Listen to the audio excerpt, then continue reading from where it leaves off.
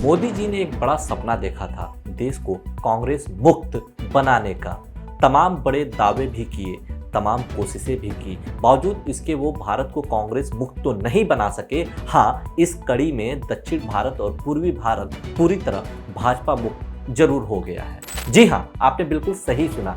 आज दक्षिण भारत में 5 बड़े राज्य हैं, लेकिन एक राज्य भी ऐसा नहीं है जहां भाजपा की सरकार हो। कुछ यही हाल पूर्वी भारत की भी है, वहां भी किसी राज्य में भाजपा की सरकार नहीं है। बावजूद इसके दुनिया की स्वघोषित सबसे बड़ी पार्टी के नेताओं के नखरे और घमंड कम होने का नाम नहीं ले रहा है।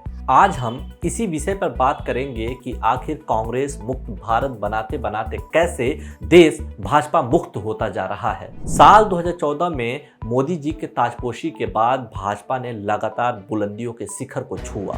साल 2018 भाजपा के लिए एक ऐसा स्वर्णिम काल था जब उसकी 21 राज्यों में सरकार थी, 71% आबादी पर हुकूमत था, और आज हालत यह हो गई है कि भाजपा की सिर्फ 15 राज्यों में ही सरकार बची है। 44% जनता पर ही अब उसका शासन है। और आप गहराई में जाएंगे तो पता चलेगा कि इन 15 राज्यों में से सिर्फ 6 राज्य ही ऐसे हैं जिसमें भाजपा की अपने बलबूते पर सरकार है।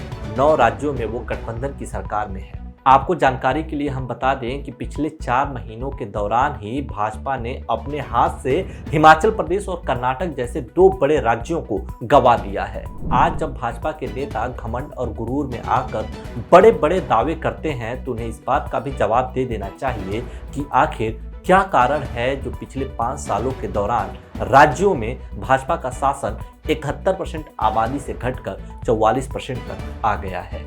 अगर हम पिछले 5 सालों के आंकड़ों की बात करें तो मई 2018 से लेकर मई 2023 के दौरान कुल 31 विधानसभा चुनाव हुए।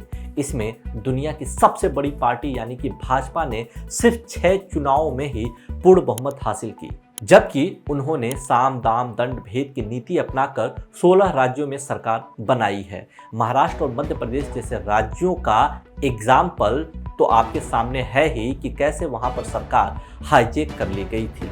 आज अगर हम पूरे भारत की बात करें तो उसे 6 भागों में बांटा जा सकता है। सबसे पहले आते हैं दक्षिण भारत में, देखते हैं वहां भाजपा किस हाल में है।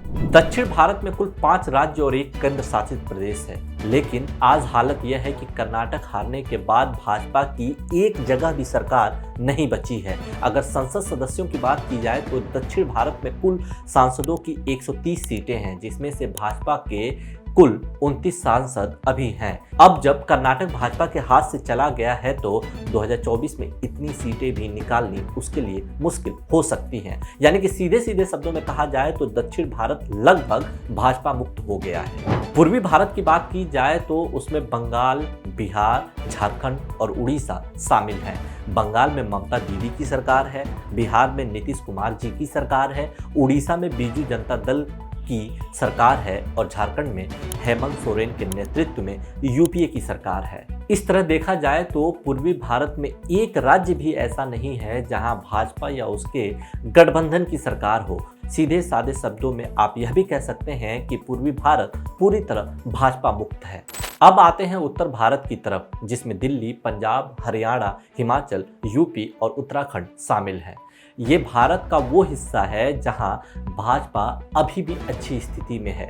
उत्तर के 3 राज्यों यानी कि यूपी, उत्तराखंड और हरियाणा में आज की डेट में भाजपा की सरकार है, जबकि हिमाचल में कांग्रेस की और दिल्ली और पंजाब में आम आदमी पार्टी की सरकार है। मध्य भारत की बात की जाए तो उसमें मध्य प्रदेश और छत्तीसगढ़ शामिल हैं। छत्तीसगढ़ में तो कांग्रेस की सरकार है, जबकि मध्य प्रदेश में जरूर शिवराज मामा के नेतृत्व में भाजपा की सरकार है, लेकिन ये सरकार भी किस तरह से छल प्रपंच और धोखे से बनाई गई थी यह किसी से छुपा नहीं है।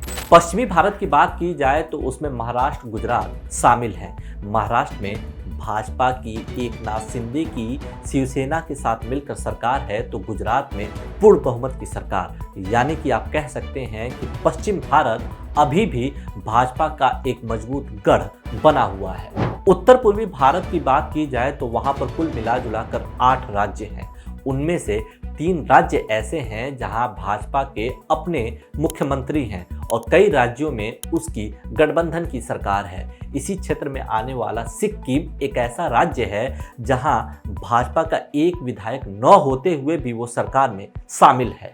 यानी कुल मिला-जुलाकर कहा जाए तो पिछले कुछ सालों के दौरान मोदी लहर और भाजपा का वर्चस्व ढलान पर आया है। एक एक कर भाजपा के हाथ से लगातार राज्यों की सरकारें निकलती चली जा रही हैं। एक के बाद एक राज्य में हार के बाद मोदी जी की लोकप्रियता में भारी कमी आई है। अब उन्हीं के लोग उनके नेतृत्व पर सवाल उठाने लगे हैं। भाजपा चाहे जितनी दावे कर ले, जितनी बड़ी बड़ी बातें कर ले, लेकिन सच्चाई तो यह है कि उसके लिए मिशन 2024 बेहद मुश्किल होने वाला है।